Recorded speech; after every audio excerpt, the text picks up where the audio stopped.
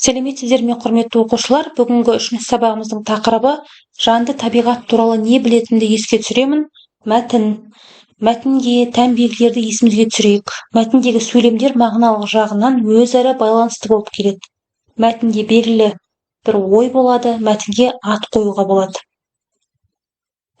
Келесі 11-ші жаттығу гүл-гүлшелерін мәтіннің бұдан басқа да белгілерімен толықтыр. Бұл жерде бізде негізгі ой, тақырып, тірек сөздер, азат жол негізгі бөлім берілген екен, және де екі күлшесіне біз кіріспе мен қорытындыны қосамыз. 12-ші жаттығуға назар аударайықшы. Мәтінді тыңда. Глобус. 3-ші А сыныбында бір глобус жылап тұр екен. Сұмдық-ай, деді мұғалім шошып. Кім сені осыншама жәбірлеген? Шаншар, дедім де, глобус қыстыға жылап жіберді. Ол кеше сабақтың соңында бокс көрсетемін деп мақтанып, менің басымнан төмпеш деді. Әй, Шаншарбай, деп кейді мұғалім. Глобустан нең бар еді? Қазір бүкіл дүниежүзі бейбітшілік үшін жер ананың жүрегіне жара салмау үшін күресіп жатқанын білмегенің бе? Орнынан сүйретіле түрегелген Шаншар ұялғаннан қып-қызыл болып төмен қарады. Мұғалімнің мені меңзегенін түсінді. Мәтін кейіпкерлерін сипаттап жаз. Мәтін кейіпкерлері глобус, мұғалім, Шаншар. Бұл жерде глобус негізгі кейіпкер және де жәбірленуші болып тұр.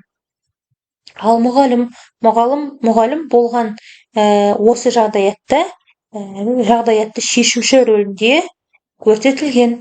Ал Шаншар болса, бұл жәбірлеуші, яғни осы болған жағдайға кінәлі кейіпкер. Тірек сөздер: глобус, жер ана, мұғалім, Шаншар, жылау, кейу, ұялу деген сөздер тірек сөздер болып тұр. Қарамен жазылған сөйлем туралы өз пікіріңді айт. Қазіргі таңда дүние жүзі жер планетасын қорғап, аялау үшін барын салуда. Әртүрлі соғыстар мен жарылыстардан бас тартуда. Себебі олардың барлығы жерге орасан зор зиянын тигізеді. 13-ші жаттығу: мәтінді оқып, бөліктерді дұрыс қалыпқа келтір. Бізде бұл жерде мәтін берілген екен, бірақ та мәтіндердің әрбір бөлігінің орындары ауысып кеткен. Яғни, бұл мәтінде жүйе болмай тұр. Енді әрбір бөліктерді дұрыс қалпына келтіріп оқып көрейік. Аспанда шарпы бұлт көшіп барады. Зеңгір аспанда көшіп бара жатқан бұлттар түтінге ұқсайды. Тіпті түтіннен аунымайды.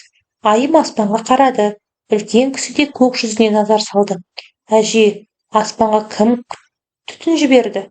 Бұлт қой, ол түтін емес. Жоқ, түтін. Өзіңіз дұрыстап қараңызшы. Әже немересіне бұлт дегенді түсіндірерін білмей ойланып тұр. Келесі жаттығу бізде 14 кешіріңіздер, ары қарай. Зеңгір, шарбы, бұлт, түтін сөздерінің мағынасын төмендегі қай дерек көздерден табуға болады? Бұл сөздердің мағынасын түсіндірме сөздіктен таба алады екенбіз. 14-ші жаттығуға назар аударайық. 13-ші жаттығу мәтіндегі әже мен немересінің диалогын қатесіз көшіріп жаз. Диалогты өздерің ауызша жалғастырыңдар.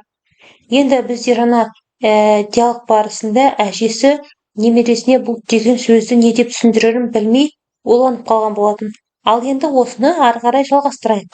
Ойлана келе, әжесі немересіне былайша жауап берді. Балам, бұл түтінге ұқсас болып келеді.